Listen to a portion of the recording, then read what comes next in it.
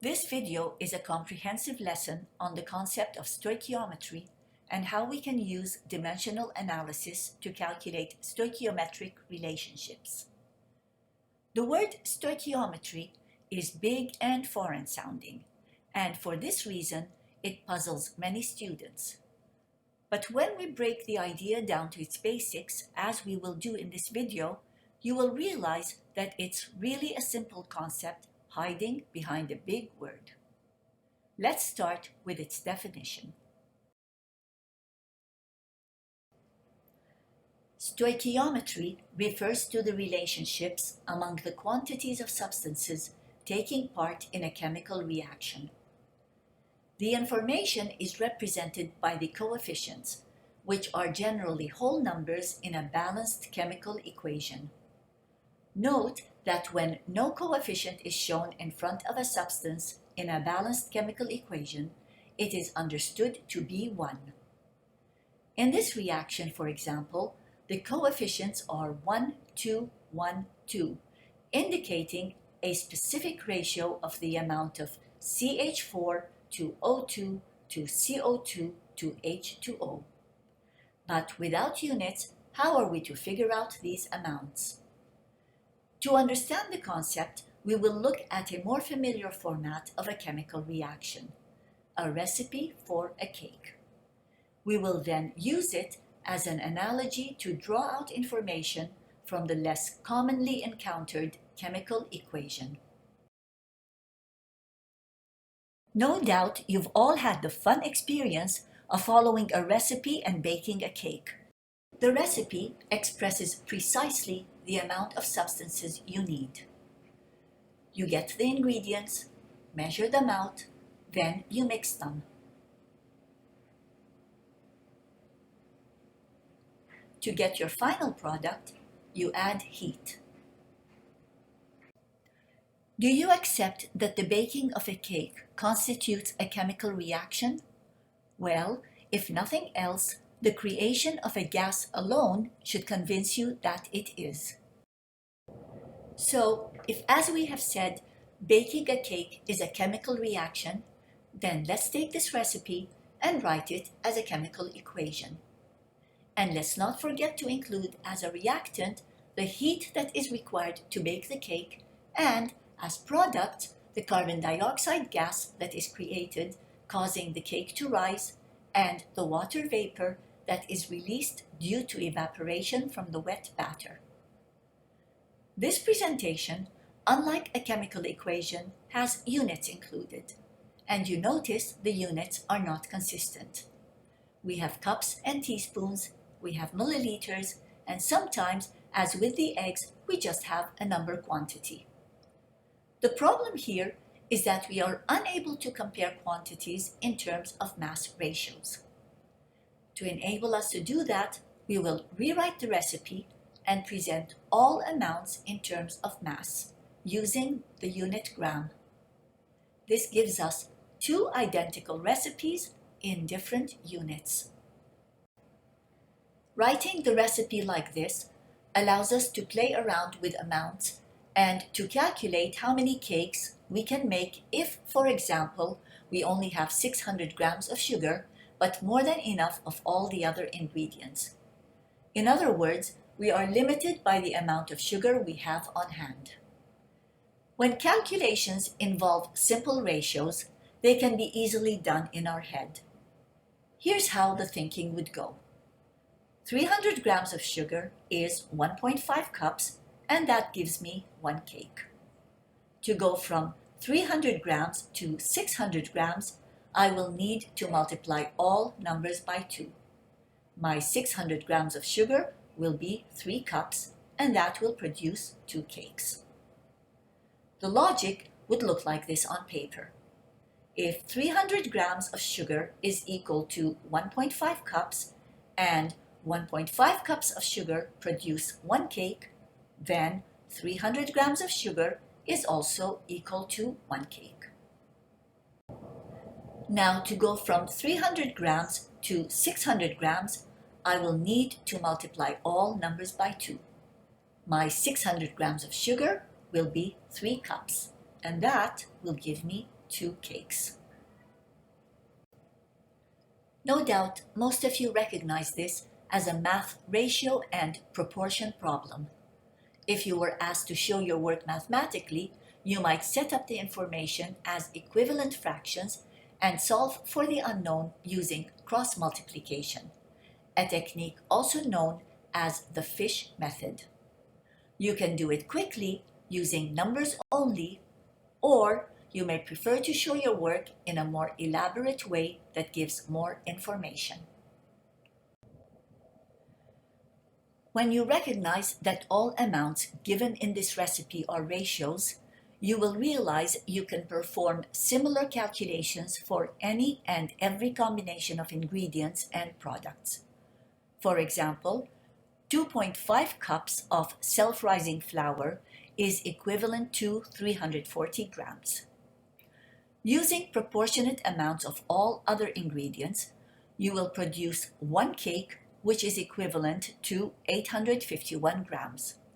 Similarly, making the cake using 1/4 cup of butter will produce 30 milliliters of water vapor, which is 30 grams. The information given by these combinations is extensive. However, our goal in this lesson is to understand stoichiometry in more traditionally expressed chemical reactions. So let's return to the example we started with.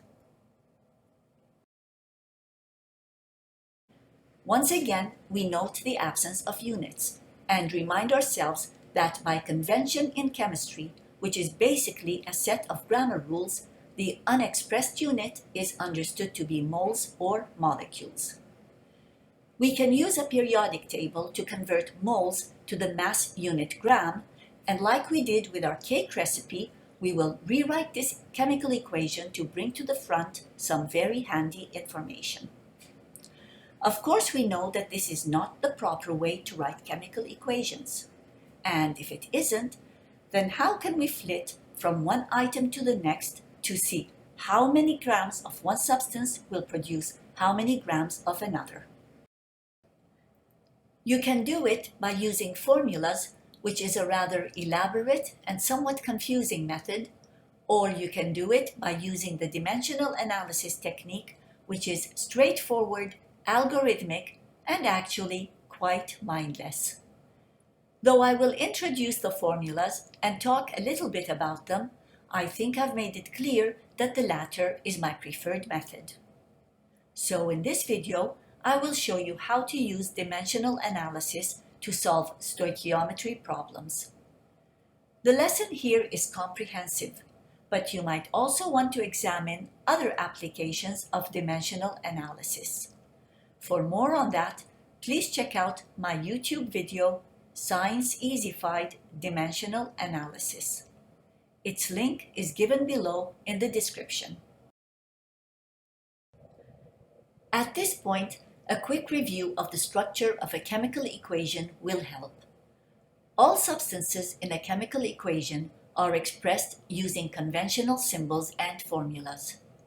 Sometimes, but not always, a subscript is given in parentheses to indicate the state of the substance. In this reaction, all substances are gases. Reactants are separated from the products with an arrow. Numbers, called coefficients, are written in large to the left of each substance to indicate number of moles. Note once again that a missing number is understood to be 1. The symbol for number of moles is lowercase n.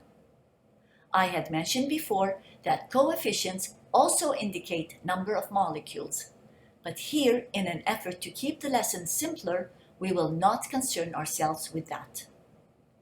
In this reaction, for CH4, N is equal to 1 mole. For O2, N is equal to 2 moles. For CO2, N is equal to 1 mole. And for H2O, N is equal to 2 moles.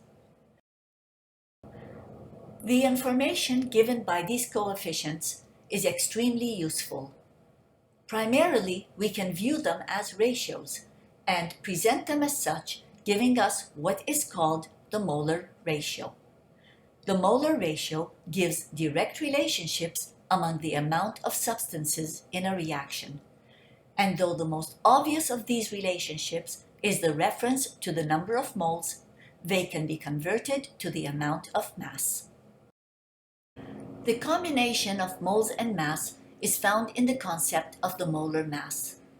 The molar mass is defined as the mass of 1 mole of a substance. For example, each of these beakers contains 1 mole of a certain substance. This means that if you were to count all the particles in the beakers, each would contain 6.02 times 10 to the 23rd particles. If you then weigh out each sample, remembering of course to subtract the mass of the beaker, you would have the molar mass of that substance expressed as grams per mole. For example, a mole of sucrose has a mass of 342.3 grams. Therefore, its molar mass is 342.3 grams per mole. But how do we get such information? Of course, it would be an impossible task to weigh out 1 mole of every single substance in order to find its molar mass. But knowing that the molar mass of a substance is the sum of the molar masses of its constituent elements, we can turn to the periodic table and do a few simple calculations. Let's see how we can find that information. A substance might be an element or a compound. If it is an element, the process of finding its molar mass is a simple, straightforward, one-step process. It takes no more than just looking it up on a periodic table. But here is the part that requires some understanding. Searching for the term molar mass on the periodic table gives you no results. No periodic table would have the words molar mass in its legend. All you will ever find is the term average atomic mass. This is because this particular information on the periodic table refers to 1 atom of an element. An atom is so small that in order to measure its mass, it was necessary to come up with a special unit, the atomic mass unit, also called the AMU. So the mass of 1 atom of hydrogen, for example, is equal to 1.01 AMUs. So where is the molar mass? It is fortunate that we can simply use the value for the average atomic mass as the value for the molar mass. So the molar mass of an element is equal to its average atomic mass in grams per mole. The reasoning is quite logical, but here suffice it to say that if 1 atom of a substance has a mass of X AMUs, then 1 mole of that substance has a molar mass of X grams per mole. For example, the molar mass of hydrogen is 1.01 grams per mole because its average atomic mass is 1.01 AMUs. If the substance is a compound, the process simply requires some additional easy calculations. The molar mass of a compound is equal to the sum of the molar masses of its constituent elements. To see how that works, we will practice on our original reaction.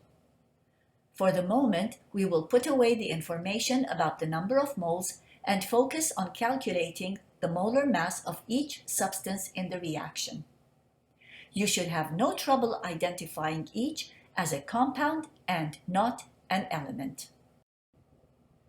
Let's calculate the molar mass of CH4.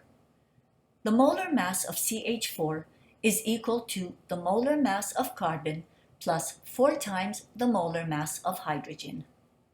Here's a detailed and structured way of doing the calculation. Note that we will be ignoring the decimals.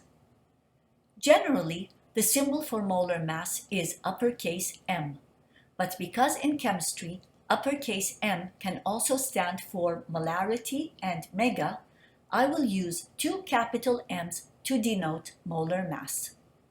So as we said, the molar mass of CH4 is equal to the molar mass of carbon plus 4 times the molar mass of hydrogen. We do the math and find that the molar mass of CH4 is equal to 16 grams per mole. The molar mass of O2 is equal to 2 times the molar mass of oxygen. 2 times 16 grams per mole gives 32 grams per mole. The molar mass of CO2 is equal to the molar mass of carbon plus 2 times the molar mass of oxygen, giving 44 grams per mole. And for H2O, the molar mass is 18 grams per mole.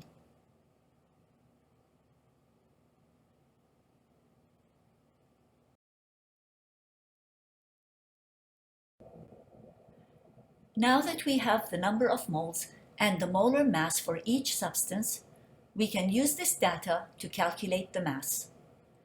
Here we will use a formula to get that information.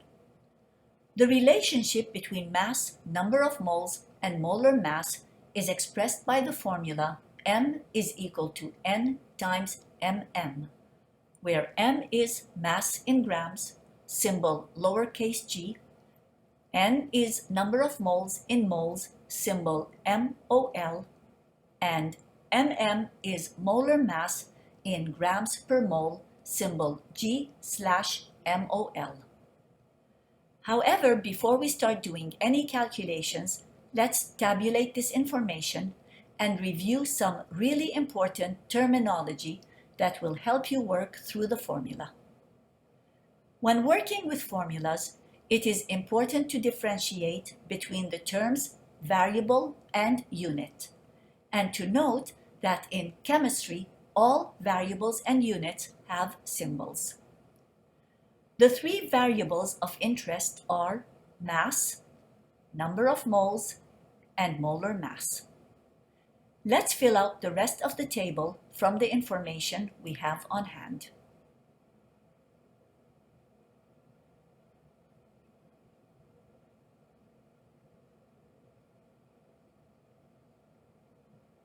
And if you want to easily remember this simple formula, think, my nanny makes muffins.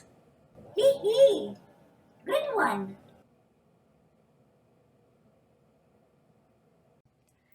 And on with our calculation for mass. Remember that we obtained the number of moles N from the coefficients in the balanced equation. We calculated the molar mass MM using the periodic table. Now we can plug this information into our formula to calculate the mass. For CH4, plugging in 1 mole for N, 16 grams per mole for MM, and canceling units gives M is equal to 16 grams. The mass of O2 is calculated to be 64 grams. For CO2, it is 44 grams, and for H2O, it is 36 grams. Like we did with our recipe, let's rewrite this chemical equation and include the mass for each substance. And though we know that writing a chemical equation in this format is not conventional, it does give us a real appreciation for the concept of a balanced equation. Here is the law of conservation of mass in action.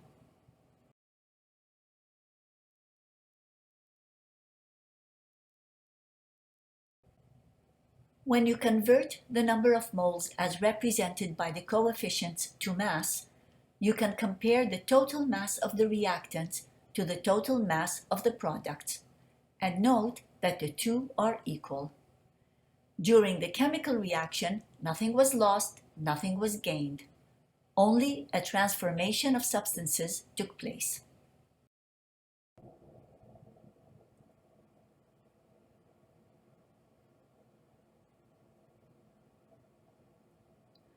So in terms of both number of moles and mass, the equation is balanced.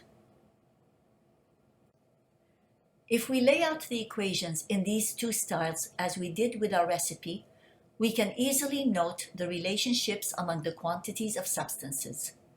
In other words, we can begin to appreciate the stoichiometry in the balanced equations. For example, we can see that 2 moles of oxygen produce 1 mole of carbon dioxide.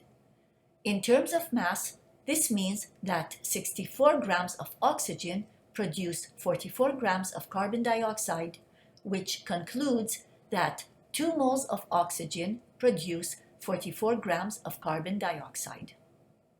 And just as with our recipe, we can do this type of unit conversion with any two substances jumping from one to the other, calculating our values through proportions. In elementary chemistry, stoichiometry often involves relationships between mass and number of moles. However, every now and then problems may require conversion to number of atoms, and at other times when gases are involved, they may call for the volume of a gas. To keep it basic, in this video I will focus only on conversions between mass and number of moles. Stoichiometry questions involve comparing amounts between two substances. Let's call them A and B. A certain quantity will be given for substance A either in number of moles or in mass, and you will be required to find the related quantity, again either in number of moles or in mass, for substance B. A flowchart helps to describe what's required.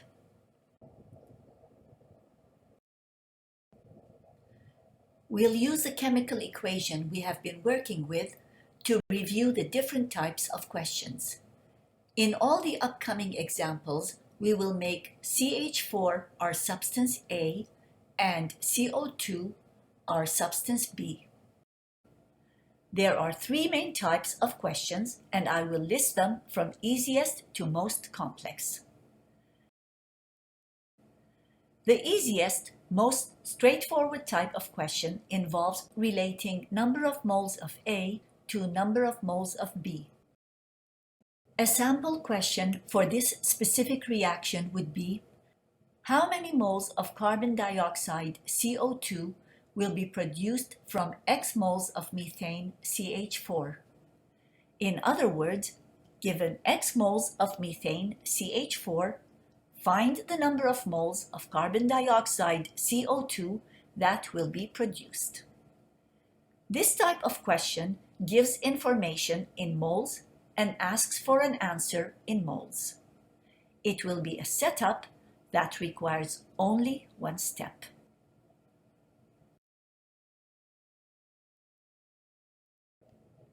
The second, slightly more complicated type of question involves 2 variants. One starts with the number of moles of A and asks for the mass of B. A sample question would be, how many grams of carbon dioxide CO2 will be produced from X moles of methane CH4? In other words, X moles of methane CH4 would produce how many grams of carbon dioxide CO2? Here we are given moles and asked to find our answer in grams. The process involves 2 steps.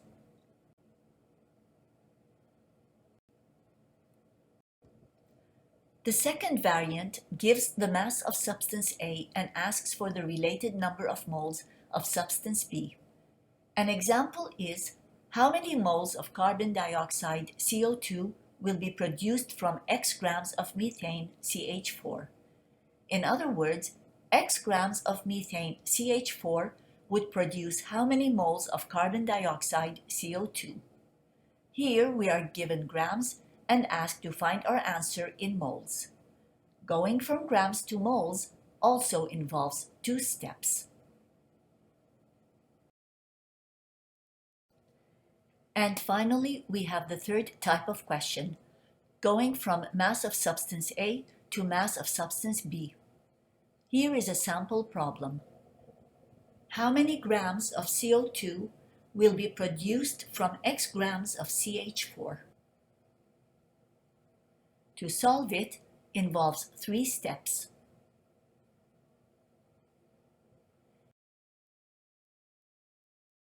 Now let's find out what the steps are in solving these problems.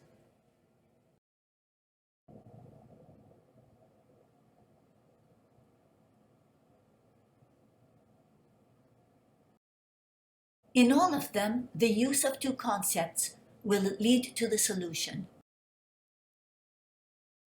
These 2 concepts are molar mass and molar ratio. In the previous slides, I have shown how you can use the periodic table to find the molar mass and how you can use the coefficients in the balanced equation to find the molar ratio. Let's recap to get a better understanding of which to use in a particular situation. Remember, we will be dealing with 2 substances that we will be converting from number of moles or mass of one to number of moles or mass of the other. Also remember that the linking concept will be either molar mass or molar ratio. Let's work through a sample of each question type. Question type 1 gives information in moles and asks for an answer in moles. Here's a sample. Use the following equation to determine the number of moles of carbon dioxide CO2 that will be produced from 6 moles of methane CH4. To begin solving this problem, we need to determine what is given, i.e. the starting point, and what we need to find. This step stumps many students, so here's a great tip. The item with the number is always the given. That's the starting point. Now, let's organize our thoughts. Going from moles to moles simply requires the molar ratio. This is a one-step conversion. Next, we identify the substances. Methane is substance A, and carbon dioxide is substance B. We'll locate them in the given equation. Once we have determined the question type and the substances involved, we are ready to start working through the answer. We write down the starting point, 6 moles CH4, followed by a multiplication sign. Next, we need the molar ratio, which is essentially the bridge between substance A and substance B. Recall that the molar ratio is obtained from the coefficients of substance A and substance B in the balanced equation. This is referred to as the stoichiometric relationship between the 2 substances. In the balanced equation, both coefficients are 1, indicating a ratio of 1 mole of CH4 to 1 mole of CO2. Ratios can be written as equivalencies, and every equivalency can be expressed as 2 conversion factors. Once again, I encourage you to review my video on the topic of conversion factors and their use in dimensional analysis. Its link is given in the description below. Of the 2 conversion factors, we choose the one that has moles CH4 in the denominator, so we can cancel out the mole CH4 in the starting point. We have now reached our destination of moles CO2. We carry over the unit and substance, do the math, and we're done.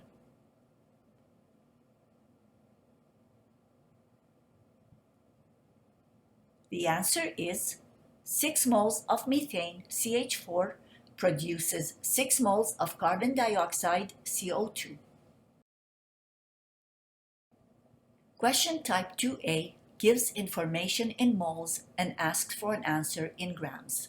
Here's a sample.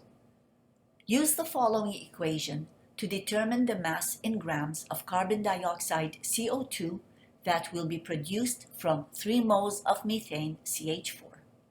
Remember that the starting point is the item with the number, in this case 3 moles CH4. We set up our plan and identify our substances.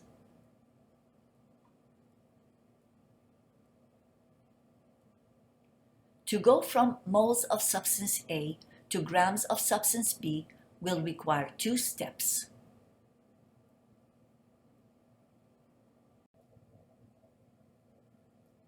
Working through the answer, we start with what's given, 3 moles CH4. This is followed by a multiplication sign and the first conversion factor. We obtain that from the coefficients in the balanced equation.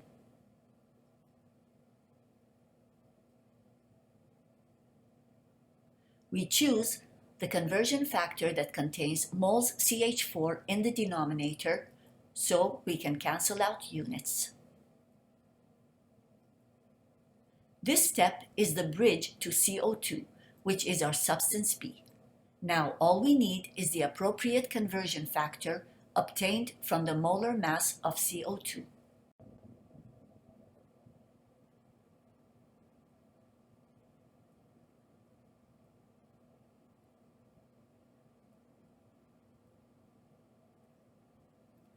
Canceling out units brings us to our final destination of grams CO2.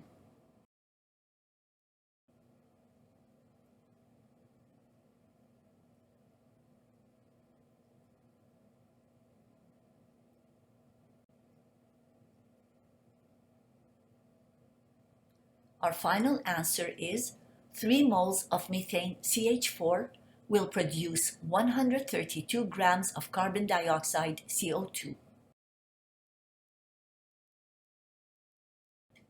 Question type 2b starts with grams and ends in moles. An example is, use the following equation to determine the number of moles of carbon dioxide CO2 that will be produced from 32 grams of methane CH4.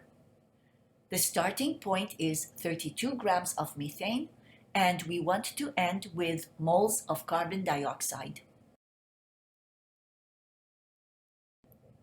We can organize our information to confirm the type of question and the substances involved.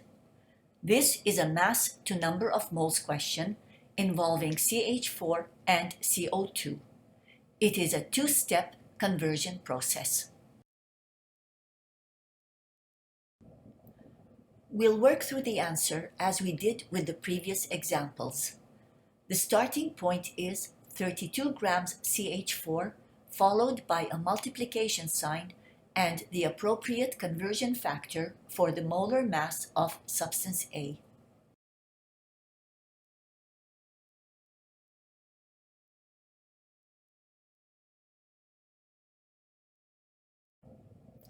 After canceling out units, we go on to the next conversion factor, which is the molar ratio of substance A to substance B.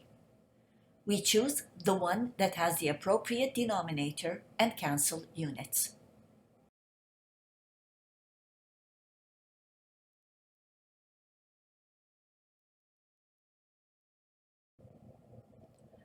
We have reached our destination of moles CO2. We carry over the unit and do the math.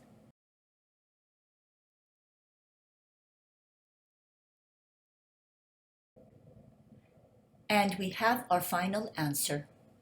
32 grams of methane CH4 produces 2 moles of carbon dioxide CO2.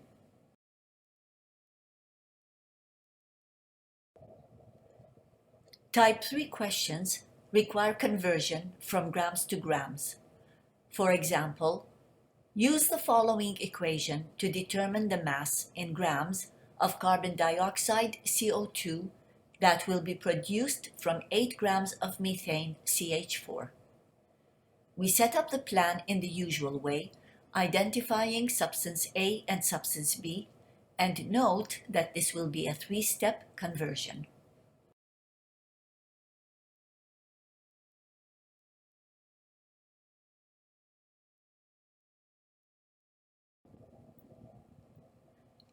Begin solving by writing down what's given, 8 grams of CH4.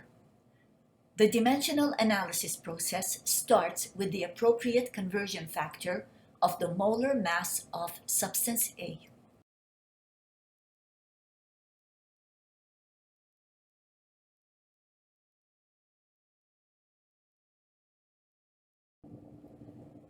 This is multiplied by the appropriate conversion factor of the molar ratio of the two substances, providing the bridge to substance B. Finally, we multiply by the correct conversion factor of the molar mass of substance B.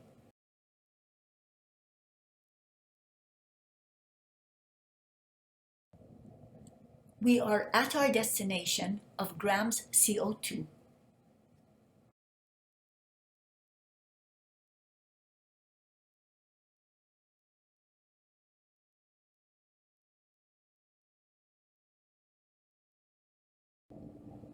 The answer is 8 grams of methane CH4 produces 22 grams of carbon dioxide CO2.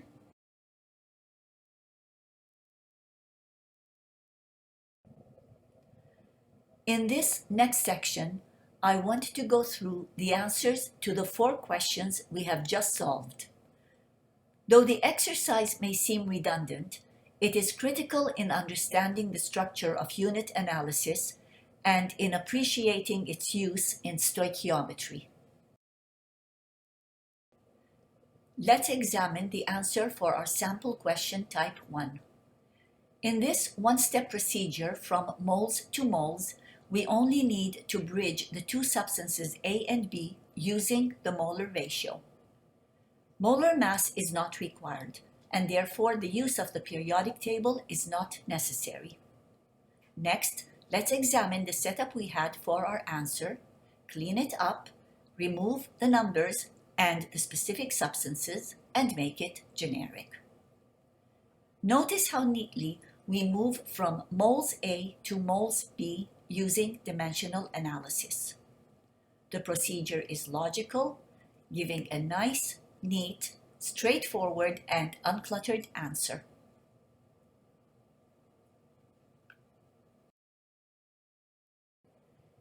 In type 2A, going from moles A to grams B, we first use the molar ratio to go from moles A to moles B.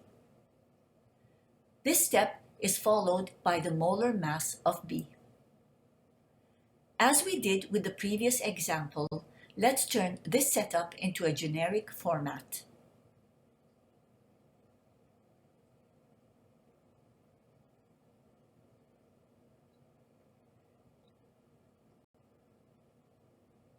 Now you can truly appreciate the ease with which you can solve such problems.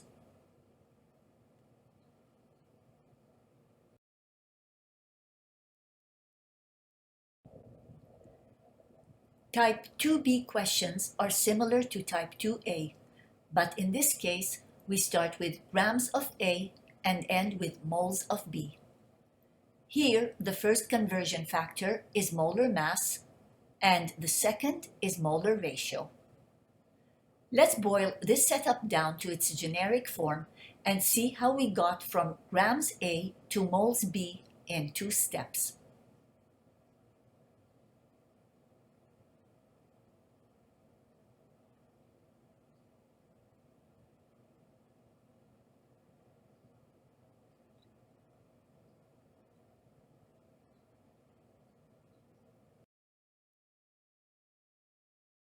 Question type 3 is most involved. It is solved in 3 steps.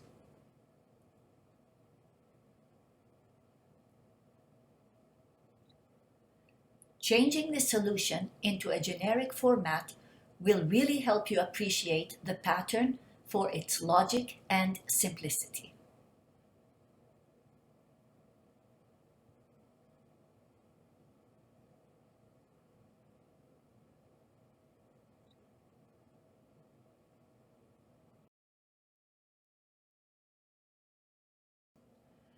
Following is a summary of everything you have learned so far.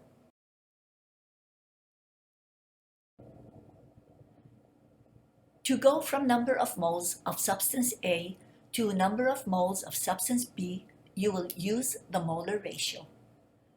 This is obtained from the coefficients in the balanced equation, and it will be expressed as one of the two conversion factors that has the appropriate setup of numerator and denominator. The molar ratio is the bridge between the two different substances in question. To convert from number of moles to mass, or from mass to number of moles of the same substance, you will use the molar mass. Its value is obtained from information on the periodic table. Molar mass is defined as the mass of 1 mole of a substance. It is always expressed as 1 mole of this substance is equal to a certain amount in grams of that substance. As with any definition and equality, you can obtain two conversion factors, and you will use the one with the appropriate setup. Note that whereas the molar ratio links two different substances, the molar mass relates the mass to number of moles of the same substance.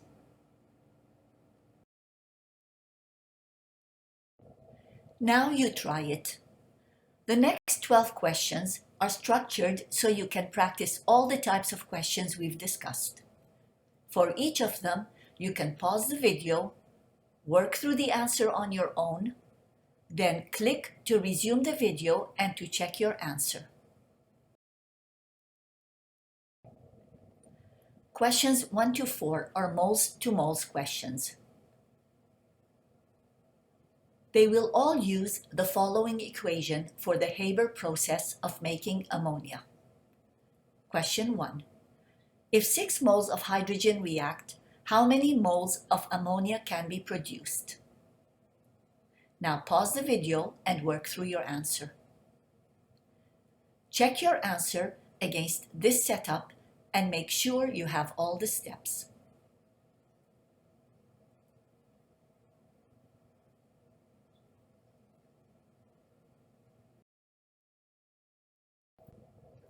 Question 2. How many moles of nitrogen do you need to make 3.6 moles of ammonia? Now check your answer.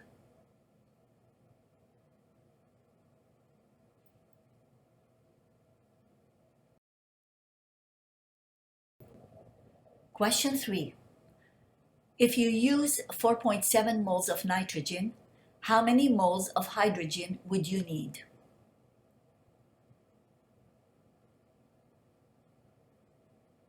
Here's the answer.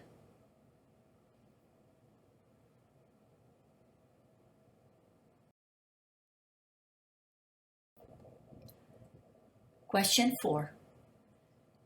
If you use 4.7 moles of hydrogen, how many moles of nitrogen would you need?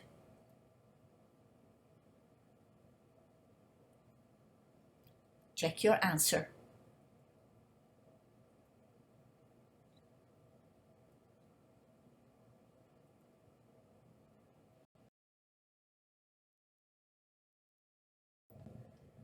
Questions 5 and 6 are moles to grams questions.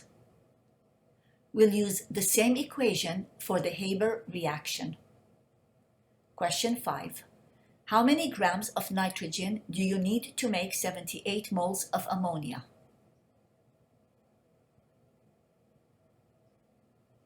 Answer.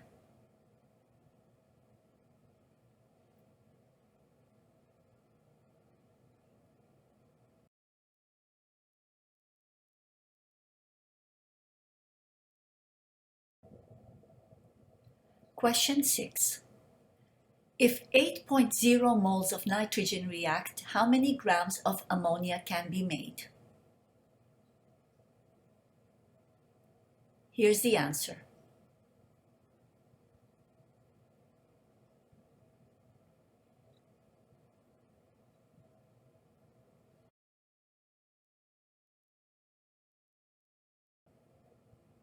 Questions 7 and 8 are grams to moles questions.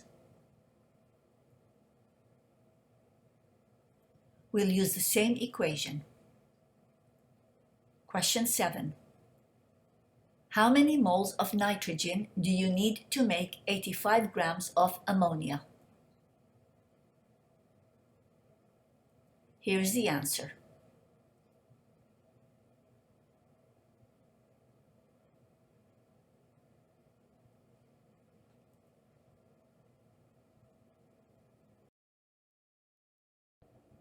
Question 8.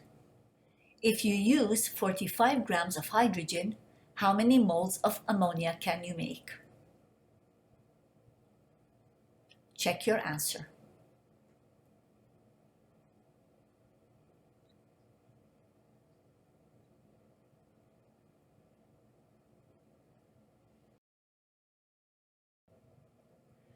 Questions 9 to 12 are grams to grams problems. They will use the same equation. Question 9. How many grams of ammonia can you make from 12 grams of hydrogen?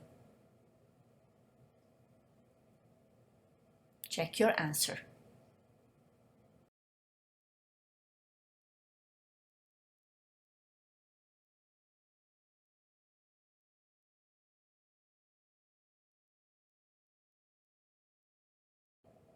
Question 10. If you wanted to make 68 grams of ammonia, how many grams of nitrogen would you need? Here's the answer.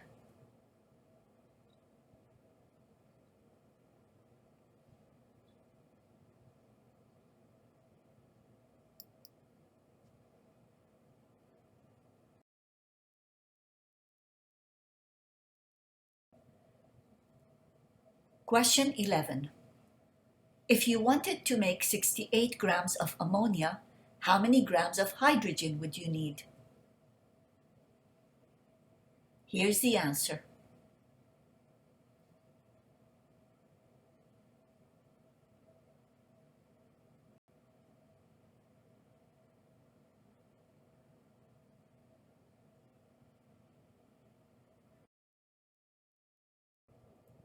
Question 12. If you make ammonia from 56 grams of nitrogen, what mass of hydrogen would be needed?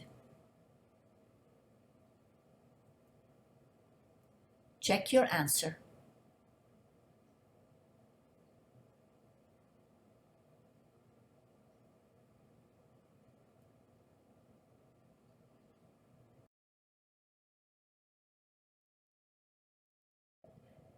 Thank you for watching. This completes a very comprehensive lesson on the use of dimensional analysis in stoichiometry. Following these steps will no doubt make you an expert.